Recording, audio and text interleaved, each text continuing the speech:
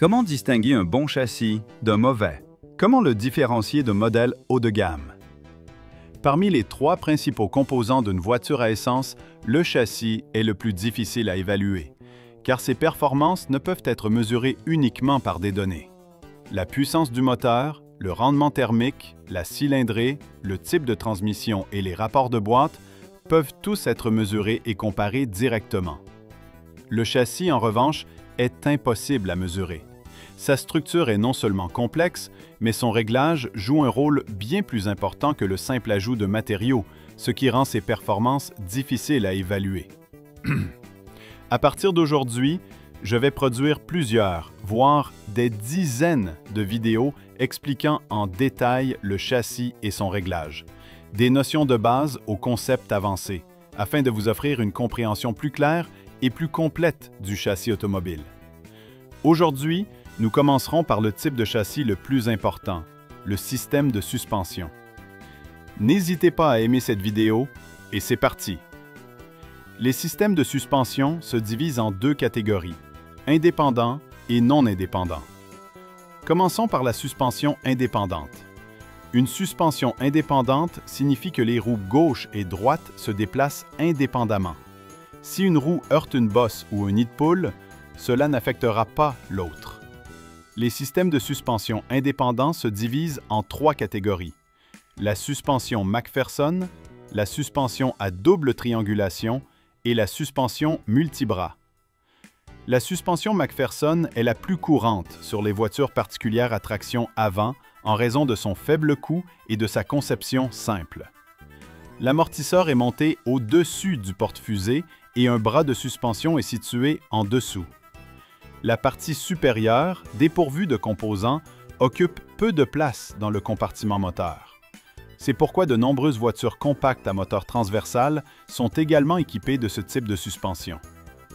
Cependant, sa conception simple et sa fixation limitée au châssis entraînent un maintien latéral insuffisant en virage et un risque de désalignement des roues. En d'autres termes, un mauvais contrôle des roues se traduit par une direction imprécise, un roulis important en virage et un tangage excessif au freinage. De plus, outre son rôle de support du châssis et de filtrage des vibrations, l'amortisseur contribue également à la coordination de la direction et au soutien de la structure de suspension. Par conséquent, il est soumis à des contraintes très élevées et sa durée de vie s'en trouve accrue. Certaines voitures haute performance modifient la suspension à jambes de force McPherson, comme la suspension à double triangulation de BMW et la suspension à bras en L de Porsche. L'ajout d'un bras de suspension supérieur à la suspension McPherson crée une suspension à double triangulation. La roue et le châssis sont reliés par deux supports, ce qui offre un meilleur maintien latéral, une meilleure tenue de route, une direction plus précise et une meilleure maîtrise du roulis. C'est pourquoi les voitures haute performance utilisent généralement une suspension à double triangulation à l'avant. Le système d'amortissement absorbe les vibrations et supporte uniquement la carrosserie, sans intervenir sur la direction ni la structure de suspension. Théoriquement, cela offre une limite supérieure en matière de filtrage des vibrations, mais les performances globales dépendent du réglage du constructeur plus ou moins ferme. Les suspensions à jambes de force McPherson et à double triangulation sont principalement utilisées à l'avant. Leur utilisation à l'arrière est relativement moins courante.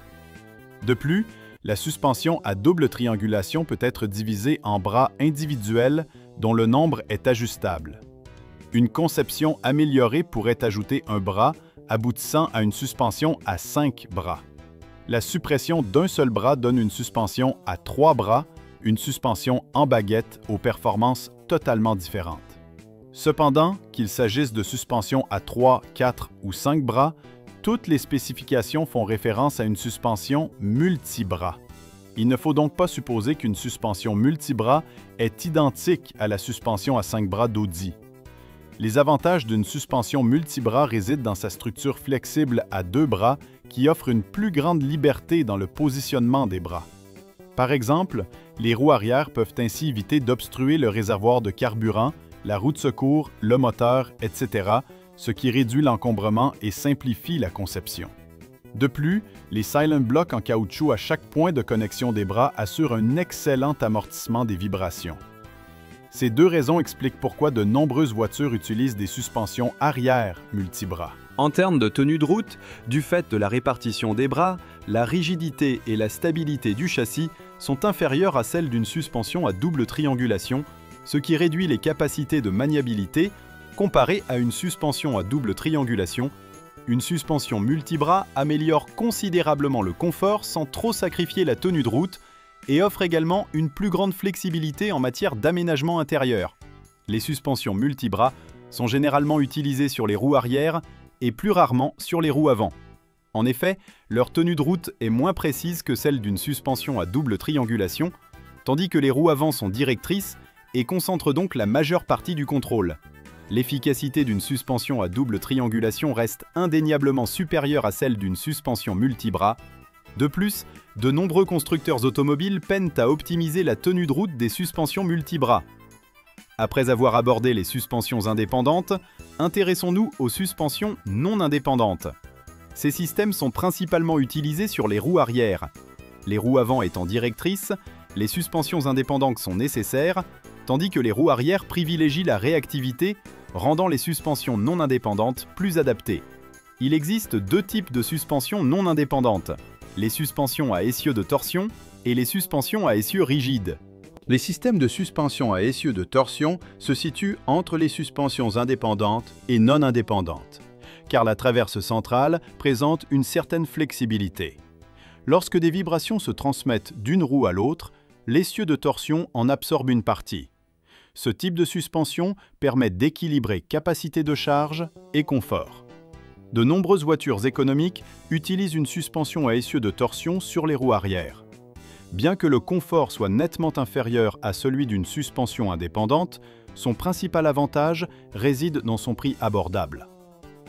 Un autre type de suspension est l'essieu rigide, où les deux roues sont directement reliées. Ce système offre le moins de confort, mais présente des avantages considérables. Rigidité torsionnelle, durabilité et capacité de charge élevée. C'est pourquoi les camions, les fourgonnettes et les véhicules tout-terrain utilisent souvent ce type de suspension. Pourquoi les véhicules tout-terrain sont-ils si inconfortables? Parce que l'essieu rigide améliore la résistance à la torsion du véhicule. Les camions et les fourgonnettes utilisent des amortisseurs différents en raison de leurs exigences de charge. Ils utilisent donc des ressorts à lame à capacité de charge supérieure. Ces ressorts sont constitués de plusieurs plaques d'acier empilées, ce qui réduit le risque de déformation des amortisseurs, prolonge leur durée de vie et diminue les coûts d'entretien. Ces 5 types de suspension couvrent l'ensemble des systèmes utilisés sur différents modèles de voitures. La configuration la moins performante sur une voiture familiale classique est une suspension avant à jambe de force McPherson et une suspension arrière à essieu de torsion, tandis que la meilleure est une suspension avant à double triangulation et une suspension arrière à 5 bras. Certains affirment que la suspension avant et arrière à 5 bras d'Audi est supérieure, mais bien qu'elle offre un meilleur confort, sa tenue de route est en réalité inférieure à celle des modèles équipés d'une suspension avant à double triangulation. Le système de suspension d'une voiture, de par sa structure, contribue à la forme de la carrosserie et détermine ses performances de base en matière de tenue de route. La résistance des matériaux, ainsi que l'épaisseur et la forme des bras de suspension et des biellettes de direction déterminent la durée de vie et les limites de performance du système de suspension. Le réglage de la suspension par le constructeur est l'élément principal qui détermine le comportement routier de la voiture. Pour qu'une voiture soit facile à conduire et à contrôler, ces 3 conditions sont essentielles. Dans le prochain épisode, nous poursuivrons notre discussion sur les amortisseurs dans les systèmes de suspension, notamment la suspension pneumatique et la suspension électromagnétique. Voici les principales différences entre ces deux types d'amortisseurs. C'est tout pour aujourd'hui. Pour ne rien manquer de l'actualité technologique, abonnez-vous à notre chaîne automobile et activez les notifications pour être informé de toutes nos nouvelles vidéos. À bientôt pour une nouvelle vidéo, prenez soin de vous.